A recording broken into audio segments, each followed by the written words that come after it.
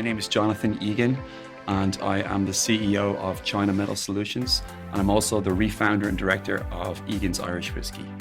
China Metal Solutions is a manufacturer and importer of automotive and commercial vehicle components. We specialize in finishing. What finishing means is what basically goes on top of a material. So it could be whether it's chrome plating, anodizing, powder coating, or a stainless steel mirror polished look. That's what we specialize in.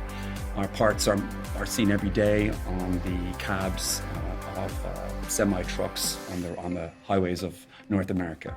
What is the biggest challenge or set of challenges I've experienced in my current role? I would like to give two answers to that. One of them is on the macro side, and the other one's on the micro side. On the macro side, obviously with the new administration there's been a lot of punitive measures put against certain countries in terms of import tariffs and so on. One of them, and obviously our company name is China Metal Solutions.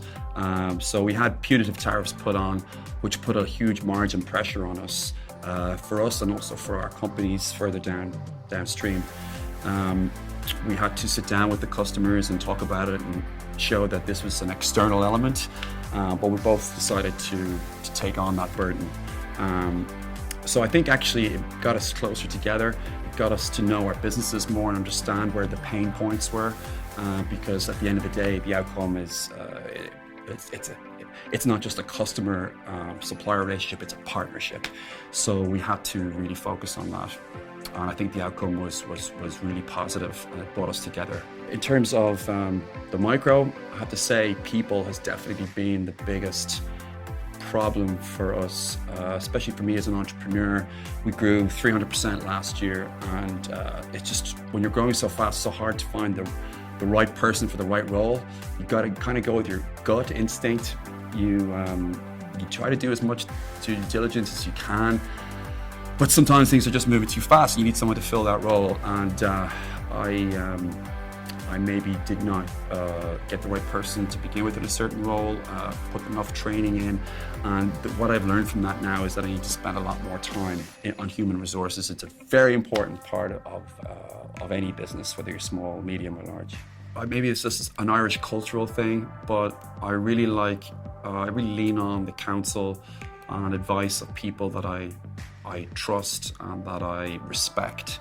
And I'm a younger businessman, and I like to listen, and I like to have mentor figures, and I really listen to what they have to say.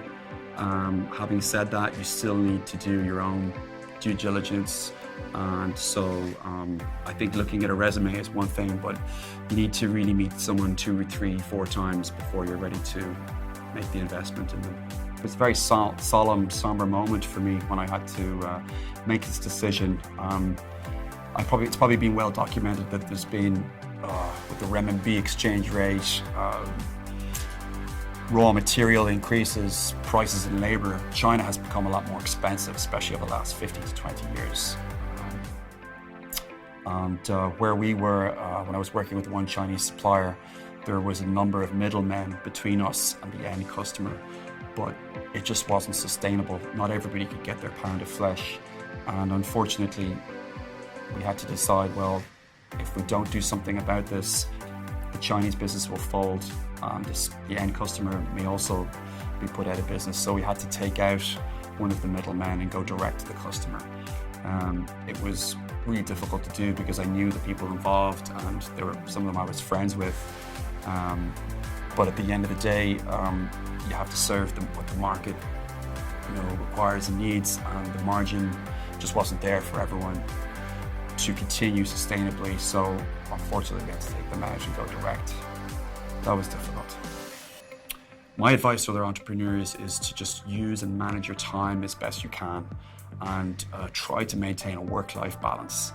I mean, you can't do a deal with the devil. There's only 24 hours in the day, and if you're a young father or you're married, you need to take into account that there's other more important things sometimes.